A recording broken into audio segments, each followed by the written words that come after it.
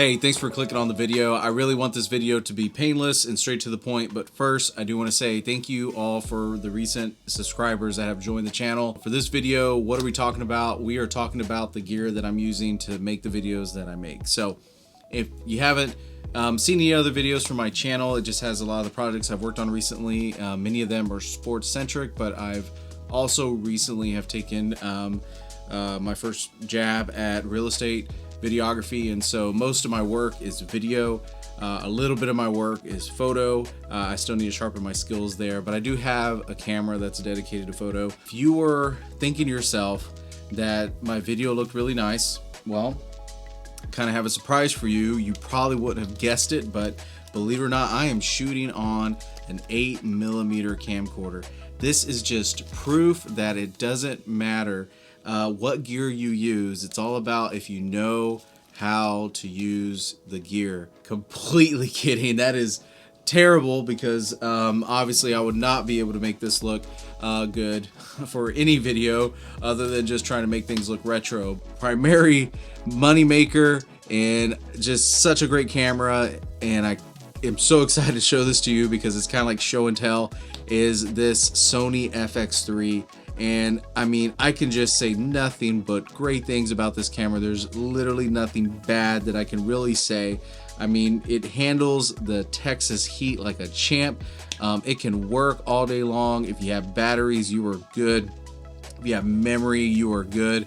The picture quality is just beautiful. If you are shooting in a log profile, and again, if you're a beginner, I'll have some other videos to kind of talk you through exactly the language I'm using here. This is just kind of a general, like, here's what I'm doing video, but you know, it's a 12 megapixel sensor. It can shoot 120 frames per second. I mean, it shoots 60 frames per second with no crop. The low light is amazing. It has a dual sensitivity sensor where, I mean, you can shoot natively at 800. You can shoot in a very clean image at 12,800 ISO, which is just ludicrous, which is how I'm able to get such nice footage for those low light late night games. If you were looking at some of those games that were shot at night and thinking like, wow, how is he grabbing all that light?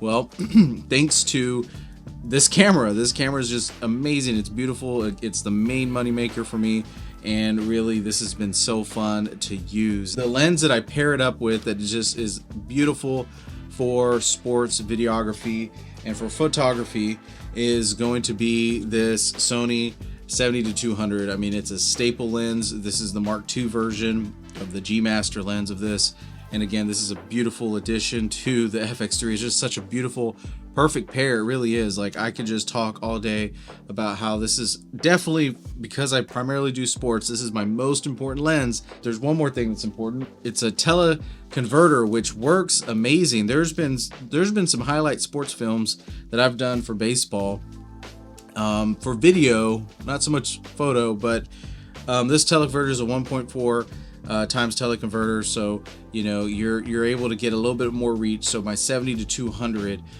you know, I could punch in, and without, you know, even having to tap into my clear image zoom, you know, I'm able to get like a 280mm focal length if my math is mathing.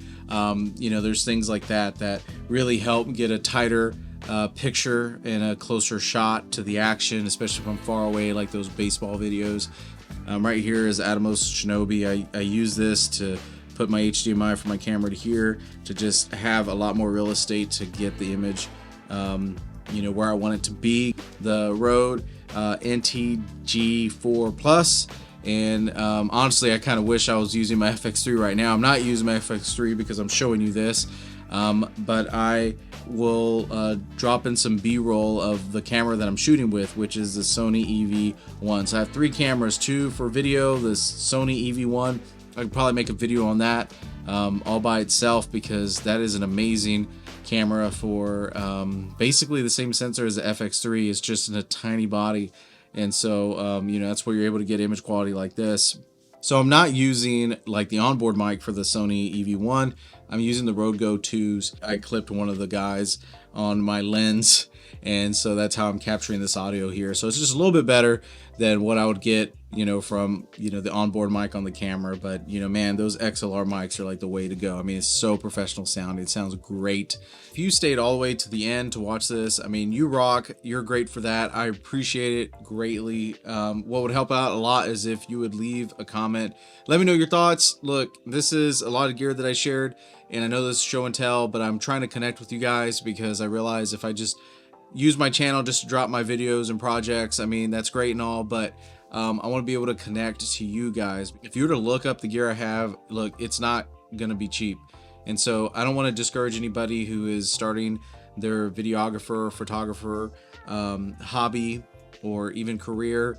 Look, you don't need the nicest gear, but I'm not going to lie to you, it's nice.